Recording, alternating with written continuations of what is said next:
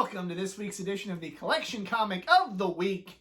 The book I have chosen for this week is, it could be read of one of two different ways. It is either Batman number 23.2 or Riddler number 1. And the reason for this interpretation is back during this month of 2013, DC Comics they're doing their event called Forever Evil. It wasn't a bad event, but that's not what we're talking about. And a lot of different things were going on, so they dedicated an entire month, instead of putting out their normal books, they were going to put out one-shots of different villains, and over the course, different titles like Batman. Each week, instead of putting out the Batman series, they'd have Batman 23.1, 2, 3, etc. with different villains. Detective Comics was the same way, and then this spread to the other books in the DC universe as well. Green Lantern would have a Sinestro, the Green Lantern New Guardians would have Black Hand, Wonder Woman would have Cheetah, different ones, The Flash, you get the idea. And this is a very interesting month because at the time, I was not buying from a local comic shop. I was buying from an online retailer, and because they weren't listed as the actual titles I was pulling, I didn't get any of them. So this was my first time having to go to a local comic shop in order to pick out which books I wanted to, and go there and look on the shelf and go, okay, I want that, I want that, I want that. And it was the first time I ever actually heard about a local comic shop having a pull list and having a, hey, if you come through to us, we'll do everything that online retailer is doing for you, only, you can come here. It took me a while to finally bite the bullet and do that, just because at the time I had a very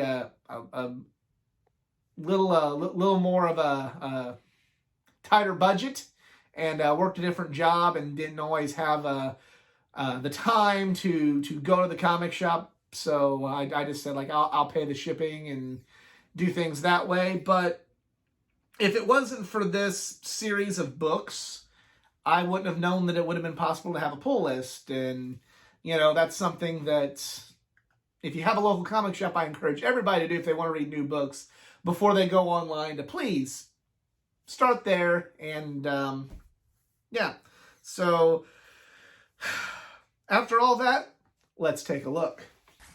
Really don't know how well the camera can pick it up, but it's one of those little moving covers. Yeah, it looks alright. It's kind of cool. Gonna be hard to keep this down though. Just it was an interesting idea, and it's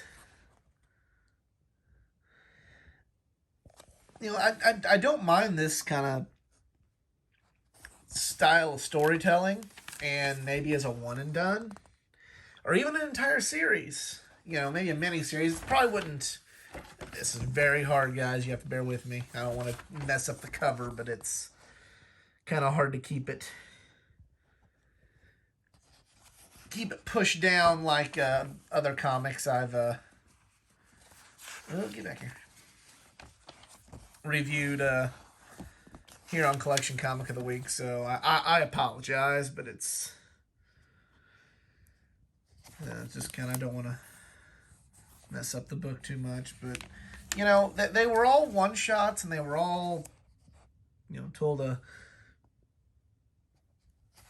got really into the psyche of the characters, which is something I always found interesting. I do think this is pretty cool that he does get punched in the face by the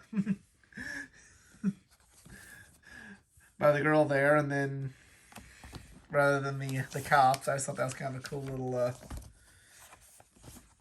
pub story. Oh, it's very frustrating with this, but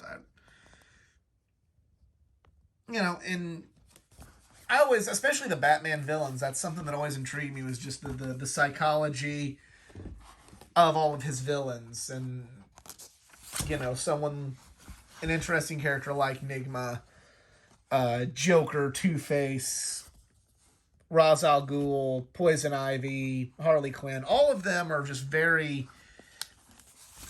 Just listen to... Dadgummit. Again, I'm sorry, but this one's just a little bit more difficult because of the way the cover is.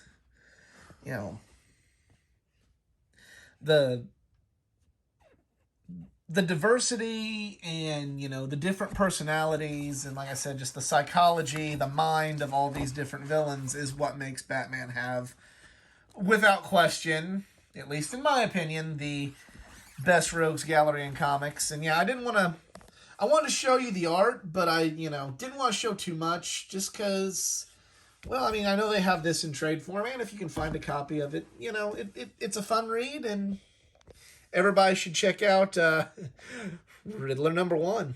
I know they have trade paperbacks with the collected of all the different villains in the New 52, and I also know that these books still exist, and I'm not going to say, they're pretty easy to find, but and I don't know if you can still get them for the cover price, but they're a fun part to have of any comic collection, and I'm glad they did this.